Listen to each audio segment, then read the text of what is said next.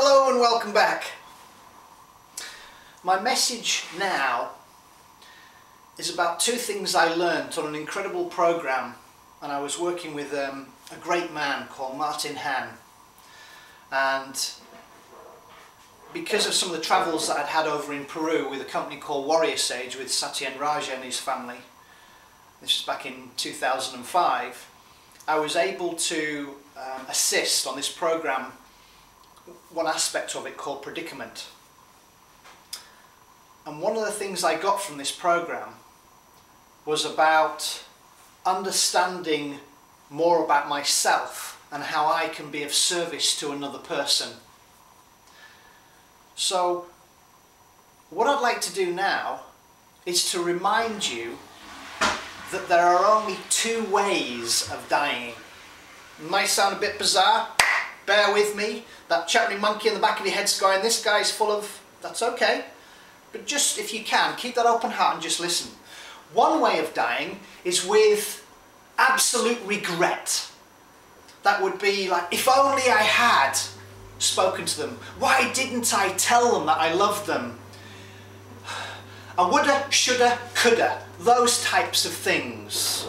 So it's with real, almost like remorse, that time has suddenly come to an end, and I'm on my deathbed here and I'm thinking, oh, if only I wanted to tell them how much I love them. And stupid really, because obviously if you were in that situation, which hopefully you'll never be, but obviously you will, because there's only 3 guarantees in life. One of them is we're going to be born, the other one's we're going to pay taxes, and the third one is we're going to die. But most people on their deathbed would go with regret, remorse. If only I had, why didn't I?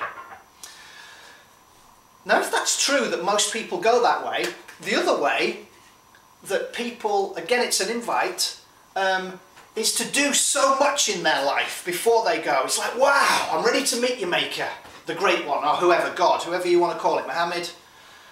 Wow, what a ride! That was fantastic, that was awesome. In other words, they don't have any regret, it's the opposite side. They're really delighted, I've given all I can give in this life. I've been of service to other people as the best I could. Remember, we always do the best we can with what we have. And some of you looking at other people say, well, I don't have what they have. Well, that's okay, because if you were meant to, you would have what they had. You haven't. But with what you've got right now, how can you be of better service to not only yourself, but your family, your brothers, your sisters? In other words, you're changing your context from the negative, perhaps, polarity that you have, Western's great labelling, to a positive one. Because I can guarantee one thing. If you choose to be in service to others, whatever that may be, where you're going out doing shopping for them, you're helping an old lady cross the road, you're going outside picking up rubbish, trash and putting it in the bin. I know you're not a dustman or a,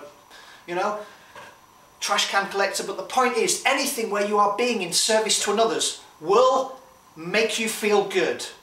And in any one moment, it is my understanding, it's for you to ensure that you are doing things that you feel good, and that's it. Yeah? Remember, we're here for 2 reasons, in my opinion. 1, to create many pleasurable moments. Yeah? In the now, because that's where the power is. 2, what is the second thing? Remind me. To find out who you are on that journey. Who is Magnus? Who is Sarah? My loved one. That is the invite. So, 2 ways to die. One way is with extreme regret, because you and I both don't know when we're going to go. We don't know when or how, but we do know how we can live in this moment, right here, right now. So, checking that from happening, of dying with regrets, wherever that may be, how can you live right now such that you are constantly giving your love, constantly giving your service, your enlightened being service to another or others? Find what your passion is. Yeah? One of my passions is to further myself, is to grow. And I do that by reading inspiring books like, well, recently I got this for Christmas, Spontaneous Evolution by Dr. Bruce Lipton and Steve Berman. Another book I got, which is, Sarah's reading this one at the moment, it's called The Shack by William Paul Young. Again, I'm not promoting these for you to read these. Find your own books, but I like to fill this with information. That's one of the reasons why I choose not to read newspapers, because they're other people's reality, which is generally negative. Another reason why I choose, and you won't find a television here, because I'm not interested in the negativity. Sure, there are some enlightened programs on television, but I would rather fill this with what I want to fill it with. How many of you are filling yourself with negativity and then acting out that negativity, playing the poor me, yeah, telling people your sad stories of what happened to you where you didn't play the hero or the heroine, and then you're going to live with regret because you didn't tell somebody how much they meant to you, what they did for you, whether it was a teacher or your parents. Tell them how much you love them. Yeah? So please, right now, think about in your life, and then after you've thought about it, act on it, and make that phone call or tell somebody how much you love them or how much they mean to you.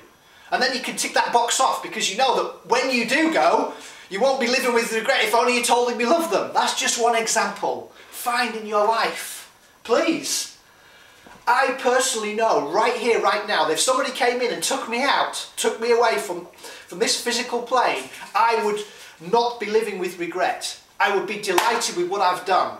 But I know there's a lot more inside of me to continue furthering myself and then reminding others, empowering others, reminding them, teaching them how to take control of their health. That's what I believe I do well. Thank you very much for listening. I hope that makes sense to you. Create a great day. My love to you all. Bye-bye.